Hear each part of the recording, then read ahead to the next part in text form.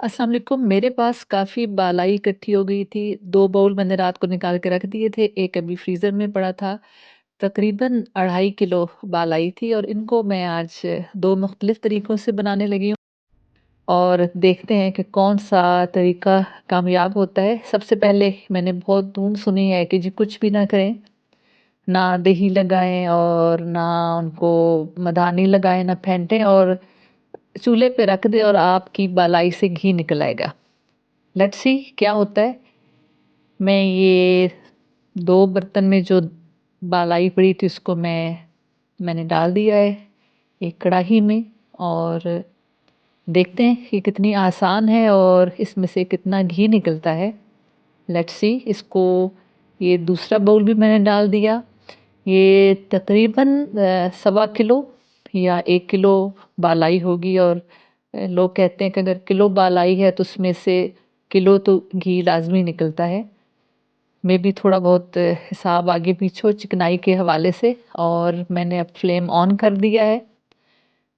ये अब मेल्ट होना शुरू हो गई है। कुछ सब्र आज़मा काम है लेकिन मुझे खुशी इस बात की है कि चंद मिनटों में ही बग़ैर किसी खज्जल ख्वारी के मेरे पास घी मौजूद होगा और ये भी सुना है कि इसमें ज़्यादा घी ज़ाया नहीं होता और ज़्यादा आपको अ, चम्मच नहीं चलाने पड़ते, हल्की आँच पे रख दें। लेट्स सी अभी एक दफ़ा मैं इनको मेल्ट कर रही हूँ। इसके अंदर ये छोटे-छोटे टुकड़े हैं बालाई के।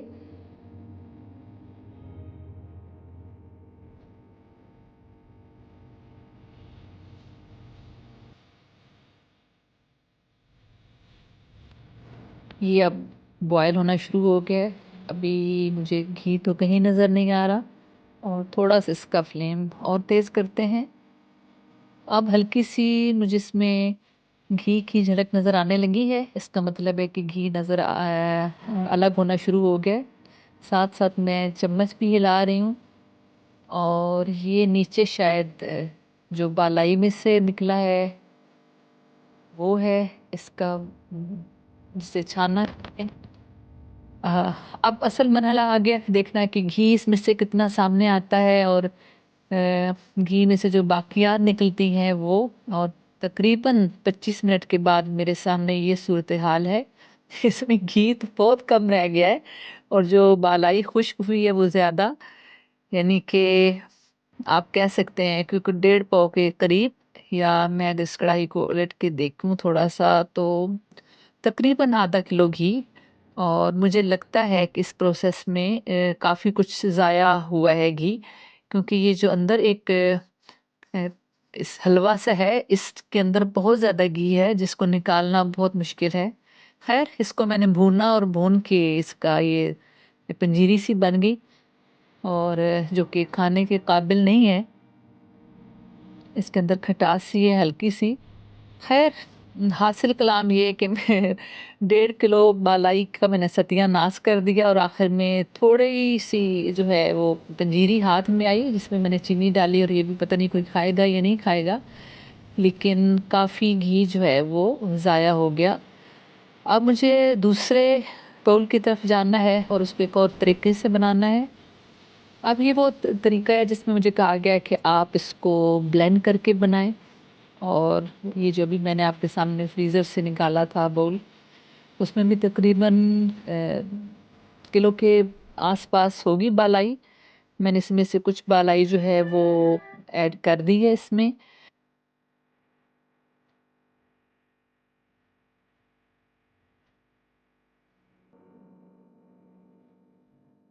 चूँकि ये फ्रीज़-शुदा बालाई थी तो मुझे इसमें थोड़ा-सा नहीं गर्म पानी डाला मैंने और अब मैं इसको तकरीबन 1.5 से 2 मिनट चलाऊँगी। देखते हैं कि इसमें से मक्खन अलग होता है या नहीं।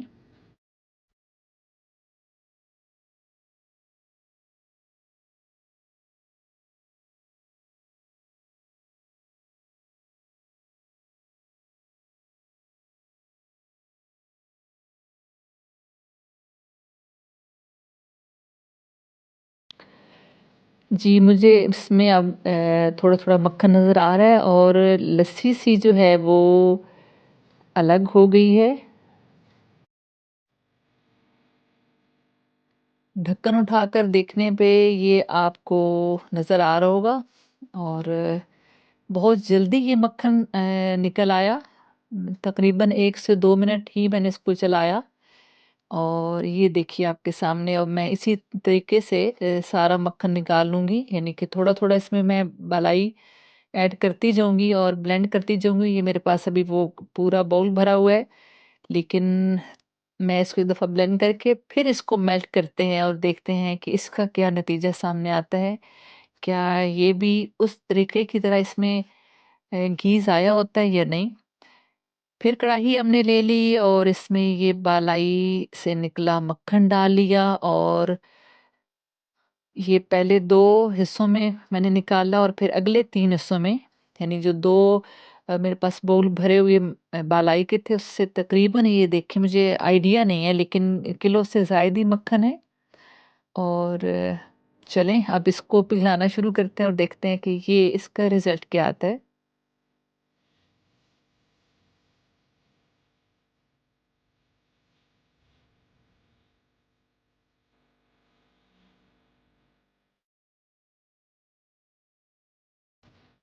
इसको तकरीबन 10 मिनट हो गए हैं और ये झाग बनना शुरू हो गई है। कहते हैं कि इस मरहले पे आपको बड़ी ध्यान देना होता है कि बाहर ना आ जाए और 25 मिनट के बाद आपके सामने है ये। इसके अंदर नीचे जो एक बालाई के जो ज़रात थे या जिसे आप पनीर भी कह सकते हैं, वो नीचे रह गया और घी ऊपर आ गया और आप देखिए कि वाज़ेह फ़र्क है। जो मैंने उस तरीके से मलाई पिघलाई थी और ये जो अब आपके सामने है, बहुत ज़्यादा फ़र्क है और तकरीबन सवा से 1.5 किलो घी मेरे सामने है।